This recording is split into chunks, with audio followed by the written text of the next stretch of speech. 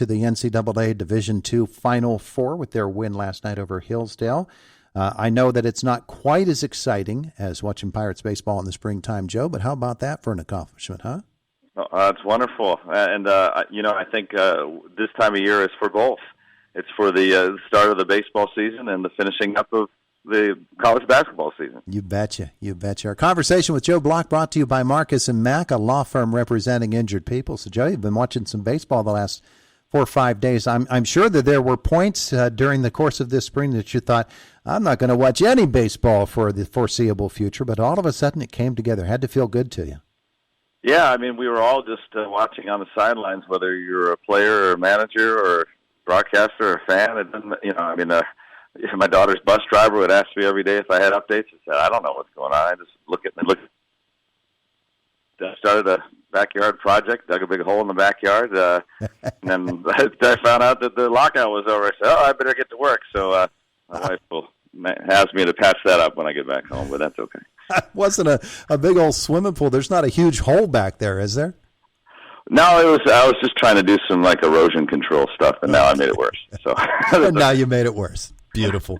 What a beautiful thing. But then you get to put on the polo shirt and go do some baseball, so that's a good thing. Hey, you watched the Pirates over the course of this first week, 5 days of baseball action. The bats have been booming right from the start, haven't they? Yeah, it's fun. You never know what you're going to see, especially with guys assembling so quickly. But these days, guys are hitting in the cages. They're hitting off live pitching in their hometowns, off of sometimes other major league players that happen to be there, that live in the same area, working to try to keep things going. And the pitchers coming out, they're throwing maximum velocity right away. So everybody has been pre-training. It's just more of all right, let's see somebody in a different shirt. Let's try some things in a real, true game atmosphere and work on those things and get ready to go. So, it feels a little quicker because we're used to coming down here for 6 weeks or so, but really this is about all the time that they need to at least get passable and, ready for April 7th, April 8th when they start it up. Yeah, absolutely. Of course, the number one thing will be getting the pitchers' arms in shape and protecting them through it. But we've been noticing some things about spring training with the Buccos this year, and the number one thing is I think we could hear O'Neill Cruz's home run. We could hear it from here. That was a really loud hit, wasn't it? Yeah, he's got a ton of power. I think after his last one, I said that about some comparison to Willie Stargell, and there's a long way to go to become the hitter that Willie Stargell was, of course. But in terms of hitting long home runs, he has that same capability from the left side. And the other day, he's hitting into some heavy wind. There were 2 or 3 balls that should have been home runs that got held up. They were outs or banged off the top of the wall. And his not only went over the bullpen and a boardwalk area, then it landed on top of a 1-story building that's recessed beyond those 2 things. So that's how, into the teeth of the wind, that's how long he hit a home run. That's and amazing. That's the kind of stuff that you just go, well, I don't know if anybody's going to hit one out today. Not only does he hits one of the longer home runs that you'll see. So that's just fun. Him getting to be a more consistent fielder, he may even learn a new position. He's been a shortstop. He's 6'7". There have been just briefly one major league player to be that tall to play shortstop. He can play the position. Pirates may have guys that can play the position better. And so how does he fit into the Pirates? It might be at a different position. Maybe he goes down to AAA, learns that. He's barely played at AAA, just a handful of games. So, but he can hit long home runs, and if he can become a consistent hitter, then he's going to be a major league star. So we'll see. But it's certainly fun to watch in spring training, and definitely all the national pundits who rank the prospects and things are very high on him too. So I don't see any reason why we shouldn't be either. Yeah, he's still got some polish to put on, and that'll probably happen at least in the early portion of the season in the minor leagues, although you never know. Yesterday, the Pirates sent out a whole bunch of really big-name prospects. 4 former number 1 draft choices went down, and guys like Liover Peguero, he went down, and others that they've acquired in trades. They've got so much talent, and And at this time of the year, you got to find places for those guys to play. So that's the reason they're not wearing Pirates uniforms right now. But we're still going to see one or two of those fellas in games through the rest of this spring training, aren't we? Yeah, I think some of them might come back. They're going to work over on the minor league side as some of them were already. They had already been working.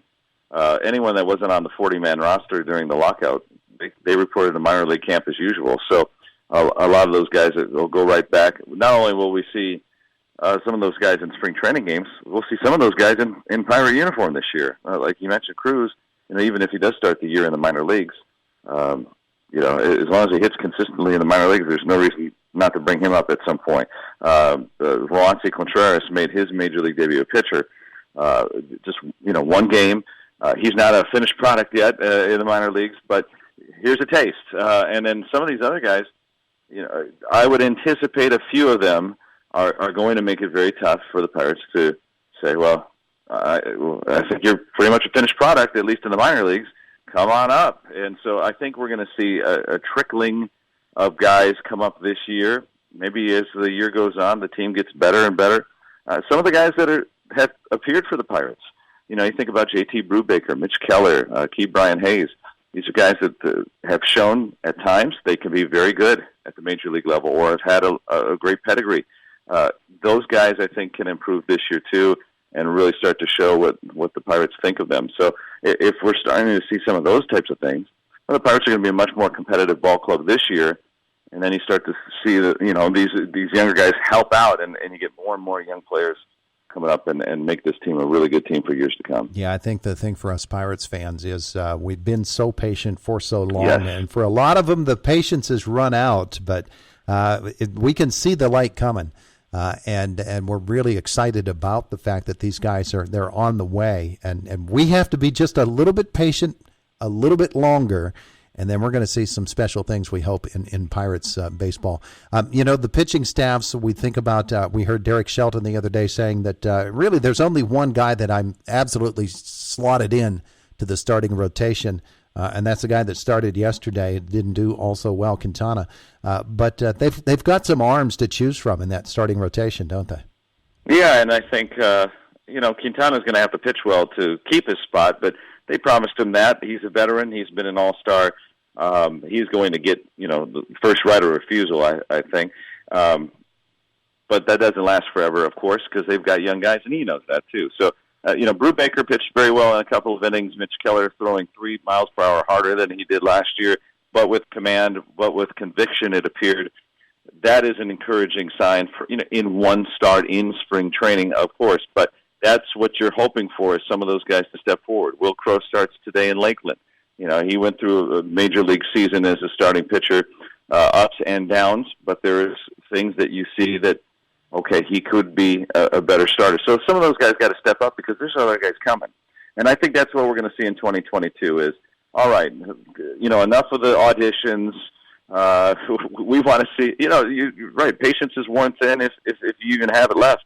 We want to see the Pirates win games. So let's start seeing these guys come up, and if they're not good enough, all right, well, you're not going to get infinite chances anymore. We've got guys coming, and we're going to give them the chances too. So we're going to see the kind of the end of the auditions, by the end of the year here, and guys start to solidify roles and be good major league players. I think that's really what this year is going to bring between April and October. You betcha. And if there are points where we get a little bit too frustrated, we'll just take the drive over to Altoona and watch the Pirates of 2 years from now as they play. Maybe even next year. Maybe even some of those guys this year. I mean, it's really not that far off. So hopefully we're starting to see those guys break through. All right. Eternal optimism in spring training. Joe Block, thanks for spending some time with us.